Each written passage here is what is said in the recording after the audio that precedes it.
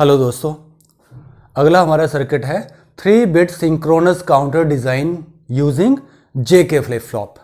अब इसमें दिया हुआ कि जेके फ्लिप फ्लॉप से इंप्लीमेंट करना है और 3 बिट सिंक्रोनस काउंटर डिज़ाइन करना है। 3 बिट सिंक्रोनस काउंटर का मतलब 0 0 0 से लेकर के 1 1 1 8 आउटपुट स्टेट से दे सकता है। 8 आउटपुट स्टेट्स अगर दे सकता है तो हम फाइंड आउट करते हैं कि कितने फ्लिप फ्लॉप लगेंगे 8 आउटपुट स्टेट्स को डिज़ाइन करने के लिए। तो ये दिया है जी formula, m less than equal to 2 raised power n। m मतलब आउटपुट स्टेट्स हमारी 8 है, 8 less than equal to 2 raised power, ये हमने 3 बाय हिट एंड ट्रायल लिख दिया। तो 3 मतलब 8 लेस देन इक्वल टू 8, तो आइडेंटिटी ट्रू है, मतलब 3 फ्लिप फ्लॉप से हमारा काम चल जाएगा। ठीक है जी, तो हम ले लेते हैं 3 फ्लिप फ्लॉप। तो हमने क्या किया जी, 3 फ्लिप फ्लॉप ले लिए।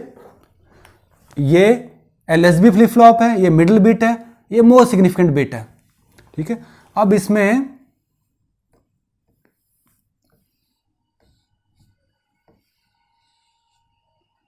ये है जी। अब हमने क्या किया, ये JK flip flop LSB flip flop है, ये मिडिल बिट है, ये मोस्ट सिग्निफिकेंट बिट है। अब हमें अभी तक ये नहीं पता कि J1 K1 और J0 K0 और J2 K2 में क्या इनपुट आएगी।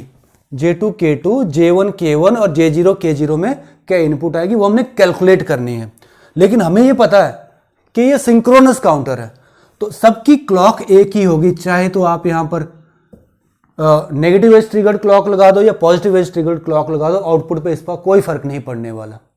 आउटपुट में इसका फर्क पड़ता था जब ये असिंक्रोनस काउंटर डिजाइन होता था। सिंक्रोनस काउंटर में आउटपुट पे कोई फर्क नहीं पड़ने वाला, अगर आपने यहाँ नेगेटिव एज लगाई है या पॉजिटिव एज लगाई है, इससे कुछ बहुत फर्क नहीं पड़ने वाला डिजाइनिंग में।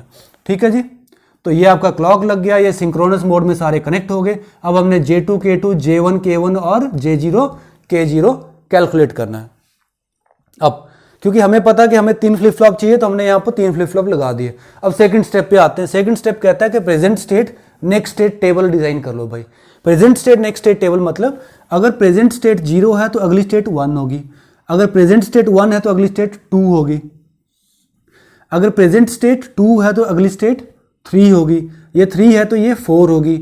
अब काउंट कर रहा है ना, तो अब काउंटर हम ऐसे लिखते हैं। तो 1 0 0 मतलब 4, तो ये बन गया 5, ये 5 तो ये आ गया 6, ये 6 तो ये 7, ये 7 तो ये फिर 0 0 1 2 3 4 5 6 7, फिर अगेन 0 पे जाकर के, तो ऐसे काउंट करता है। अब जब हमने present state next state fill कर लिया, अब हमें पता है कि JK की वैल्यूज को फिल करने के लिए हमें चाहिए excitation table of JK flip flop, तो हमने उसे यहां पर लिख लिया पहले। अब Qn प्लस मतलब ये प्रेजेंट स्टेट है, ये नेक्स्ट स्टेट है, ये प्रेजेंट स्टेट, ये नेक्स्ट स्टेट। 0 0 तो ये आता है 0 डोंट केयर, 0 1 तो ये आता है डोंट केयर, 1 डोंट केयर। आप इसको ऐसे याद रख सकते हो, 0 0 जब भी होगा तो ये 0 डोंट केयर ही होगा, 1 1 जब भी होगा तो इससे उल्टा होगा।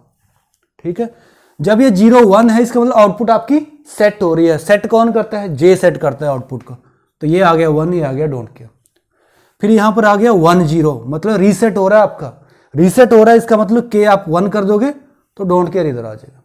ठीक है, इसे सिंपल तरीके से आप इसको याद रख सकते हो। और याद रखना पड़ेगा JK में कहीं ना कहीं डोंट केयर जरूर आता है, लेकिन SR में सब जगह डोंट केयर नहीं आता। ठीक है, अब ये आ गया आपका एक्साइटेशन टेबल। अब इस एक्साइटेशन टेबल को यूज करके हम लोग JK की एंट्रीज फिलअप करेंगे। मान लो हमने Q2 और Q2 प्लस यहां से ले लिया पहले। Q2 और Q2 प्लस किसकी आउटपुट है, most significant bit flip flop की। इस फ्लिप फ्लॉप की प्रेजेंट स्टेट और नेक्स्ट स्टेट हमने यहां लिख दी, ये लिख दी और ये लिख दी। अब हमें इसका क्या लिखना है, J2 K2। वो J2 K2 कहां पर है, यहां पर। मतलब प्रेजेंट स्टेट अगर 0 है, नेक्स्ट स्टेट भी 0 है, तो ये आ जाएगा 0 डोंट केयर। तो हमने लिया 0 डोंट केयर यहां पर। फिर ये 0 0 0 डोंट केयर, ये 0 0 0 डोंट केयर, ये 0 ये 1 0 1 1 डोंट केयर, तो आ गया ये 1 डोंट केयर। फिर 1 1 1 1 1 1 1 1 के केस में don't care 0, so this is don't care 0 don't care 0 don't care 0, बहुत सिंपल है। फिर 1 0 आ गया, 1 0 के केस में डोंट केयर 1 लिया, कॉपी किया, यहाँ पेस्ट किया, कुछ ज़्यादा दिमाग लगाने का है नहीं यहाँ पर, तो डोंट केयर 1 आ गया। ठीक है जी। अब दूसरे के केस में आते हैं J1 K1। J1 K1 के आउटपुट क्या है? Q1। तो Q1 मतलब ये प्रेजेंट स्टेट है और Q1 की ये नेक्स्ट स्टेट है। प्रेजेंट स्टेट 0, नेक्स्ट स्टेट 0, तो J1 K1 क्या आएगा? 0 डोंट केयर लिख दिया। 0 1, 0 1 के केस में क्या आएगा? 1 डोंट केयर, तो हमने लिया 1 डोंट केयर, सीधा लिख दिया। फिर आ गया आपका 1 1, 1 1 मतलब ये केस डोंट केयर 0, तो यहाँ आ गया डोंट केयर 0। फिर आ गया आपका ये 1 और ये 0, 1 0 मतलब डोंट केयर 1, तो ये आ गया आपका डोंट केयर 1। अब आप यहाँ पर देखोगे ये था 0 0 0 0 0 1 1 1 1 0, यहाँ भी 0 0 0 1 1 1 1 0, मतलब ये सेम रिपीट कर रहा है दोबारा, तो आप पूरा कॉपी करके यहाँ पेस्ट कर दोगे। ठीक है, सिंपल।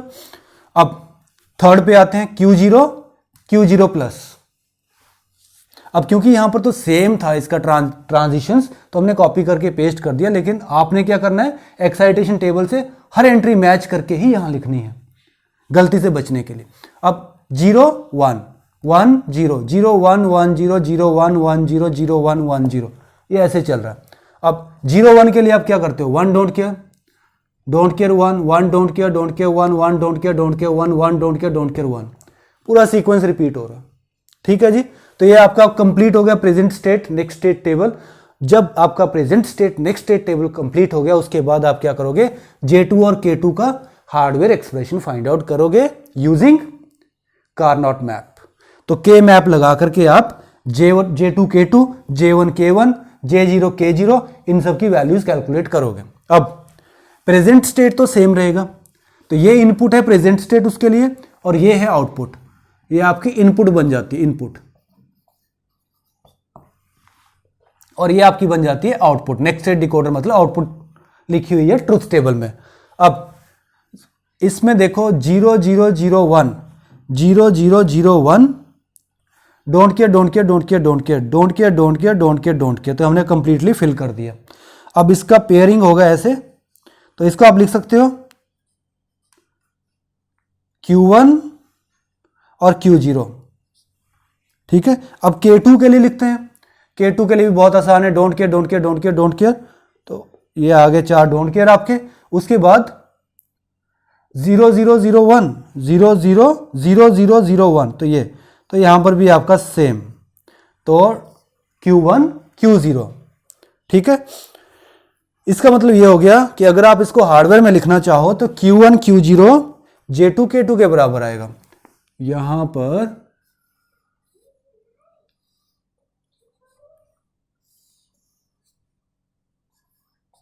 ये Q1 है, ये Q0 है, दोनों का एंड किया, वो J2 और K2 में चला गया। सिंपल।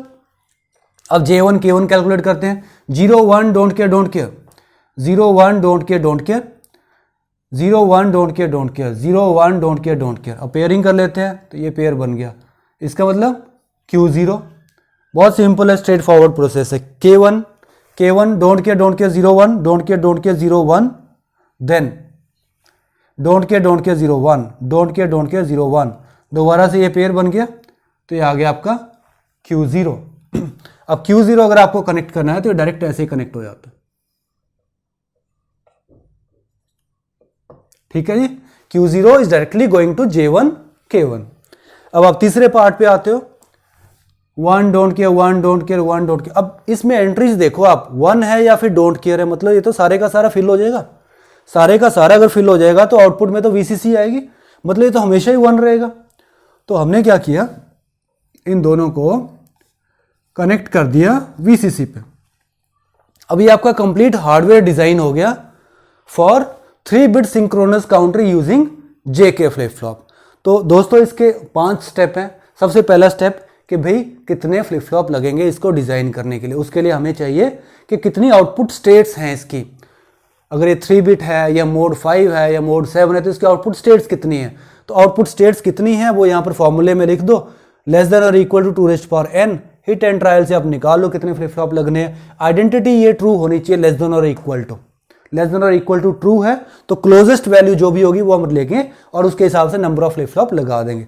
जैसे नंबर ऑफ फ्लिप फ्लॉप हमारे पास आ जाएंगे तो हम उनको सिंक्रोनसली कनेक्ट कर देंगे। Most significant bit flip flop यहां रखना है, least significant bit flip flop आपने इस तरफ रखना है। जनरली ये देखा गया है कि जो least significant bit flip flop है उसमें हार्डवेयर की रिक्वायरमेंट मिनिमम होती है जब भी आप जेके फ्लिप फ्लॉप यूज करके उसको डिजाइन करते हैं। ठीक है, अब उससे अगला स्टेप आता है आपका ये present state next state table. एक बार उसको भरोगे तो आपको जरूरत पड़ेगी एक्साइटेशन टेबल की। एक्साइटेशन टेबल की वैल्यूज यूज करके आप जेके का आउटपुट भर दोगे। अब यहां पर आ गया आपका आउटपुट, यहां पर आ गया आपका इनपुट, तो ये आ गया इनपुट पार्ट, ये आ गया आपका आउटपुट पार्ट। अब J2 K2 J1 K1 J0 K0 अगर ज्यादा फ्लिप फ्लॉप भी हैं तो ऐसे ही नंबर बढ़ता जाएगा और सबका हार्डवेयर कैलकुलेट कर लेंगे, हार्डवेयर को यहां पर अटैच करेंगे और फाइनल सर्किट डायग्राम क्रिएट हो जाएगी। तो बहुत ही सिंपल डिजाइन है। Thank you very much.